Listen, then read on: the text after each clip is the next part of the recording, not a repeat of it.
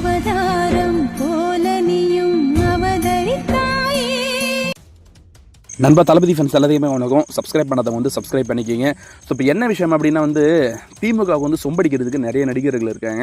அவங்க வந்து தளபதிக்கு எதிராக தான் பேசுவாங்களே தவிர விஜய் மேலே ஒரு வன்மம் அவ்வளோதான் பேசுவாங்களே தவிர அதை தாண்டி இங்கே தமிழ்நாட்டில் நடக்கிற அந்த ஒரு ஊழல்கள் பிரச்சனைகள் அதை பற்றிலாம் வந்து பேச மாட்டாங்க. ஸோ கரூர் விஷயம் நடந்துச்சு இல்லைங்களா, அப்போ வந்து இருக்கிற எல்லா நடிகரும் வந்து பேசினானுங்க, தளபதி மேலே தப்புன்ற மாதிரி வந்து பேசினாங்க. நம்ம சத்யராஜா இருக்கட்டும், சரத்குமாராக இருக்கட்டும். நான் சொல்கிறேன் ஃபர்ஸ்ட் ஆஃப் ஆல் வந்து 1 by 1 வந்து சொல்கிறேன். இப்போ என்ன விஷயம் அப்படின்னா வந்து நாமக்கல்ல வந்து குமாரபாலாஜி பக்கத்தில் இருக்க எக்ஸல் பொறியியல் கல்லூரியில் வந்து நிறைய மாணவர்கள் வந்து அங்குள்ள ஹாஸ்டல் ஃபுட் சாப்பிட்டு வந்து நிறைய ஃபுட் பாய்சன் ஆகி ஹாஸ்பிட்டல் அட்மிட் ஆகி சிலர் வந்து வீட்டுக்கு போயிருக்காங்க. ஸோ அது மட்டும் கிடையாது, இந்த ஒரு பிரச்சனை அப்படின்றது வந்து இன்னைக்கு நியூஸ் சேனல்ஸில் வந்து ஒரு பெரிய பரபரப்பு வந்து ஏற்பட்டு இருந்துச்சு.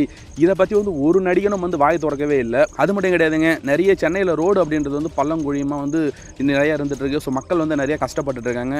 இது மட்டும் கிடையாது, ரீசெண்டாக பெஞ்ச மழையில் வந்து நெற்பயிர் அப்படின்றது வந்து நனைஞ்சி அது முளைச்சி தளபதி விஜய் கூட அதுக்கு எதிராக வந்து அறிக்கையை வெளியிட்டு இருந்தார். இந்த அளவுக்கு வந்து மோசமான ஆட்சி நடத்திட்டு இருக்கீங்க அப்படின்ற மாதிரி வந்து இதுக்கு யாருமே வந்து எந்த ஒரு நடிகனுமே சரிதான் வந்து வாயை திறக்கவே இல்லை.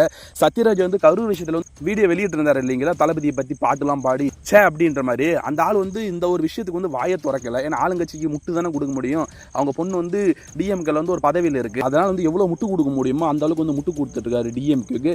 அது மட்டும் கிடையாது, சரத்குமார் இருக்காங்களே பிஜேபியில் சேர்ந்துட்டு இருக்காரு. அவர் வந்து தளபதி விஜய் வந்து கைது செய்யணும் அப்படின்னு சொல்லியிருந்தாரு கரூர் விஷயத்தில். உண்மையாலுமே நீங்கள் அரசியல் பண்ணுறீங்க, ஒரு அரசியல் கட்சியில் இருக்கீங்க அப்படின்னா வந்து நீங்கள் என்ன பண்ணியிருக்கணும் அப்படின்னா தமிழ்நாட்டில் நடக்கிற எல்லா விஷயத்துக்கும் வந்து குரல் கொடுத்துருக்கணும். இப்போ இந்த மழை பிரச்சனையில் வந்து குண்டு மூலியமாக வந்து எவ்வளோ மக்கள் வந்து பாதிக்கப்படுறாங்க சென்னை சிட்டியில். அது மட்டும் கிடையாது, விவசாயிகளோட அந்த நெல்மணிகள் அப்படின்றது நனைஞ்சிருக்கு, அதை பற்றி வாயை திறக்கவே கிடையாது. இந்த எக்ஸல் பிரச்சனை இன்றைக்கி நடந்துச்சு இல்லைங்களா, அதை பற்றியும் வந்து வாயை திறக்கலை. ஆனால் விஜய் அப்படின்னா மட்டும் வந்து வன்மத்தை வந்து கைக்கிட்டு போகிறீங்க.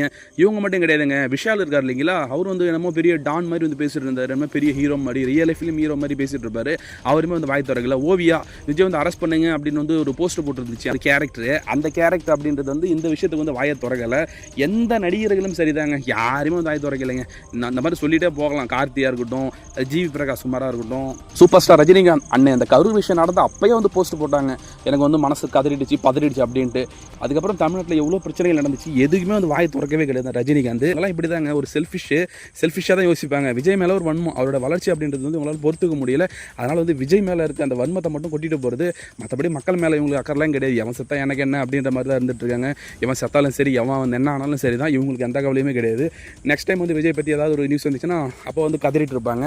இப்போ இதுக்கப்புறம் என்ன நடந்தாலும் கதற மாட்டாங்க. ஸோ எவ்வளோ ஒரு கேவலமான கேரக்டர் அவங்களாம் இருக்காங்கன்றது வந்து இந்த மாதிரி விஷயங்கள் நடக்கும் போதெல்லாம் தெரியுது. ஸோ இவங்களை பற்றி நான் நினைக்கிறேன் கமெண்ட்ஸில் சொல்லுங்கள். சப்ஸ்கிரைப் பண்ணாதவங்க வந்து சப்ஸ்கிரைப் பண்ணிக்கிங்க. தேங்க்யூ.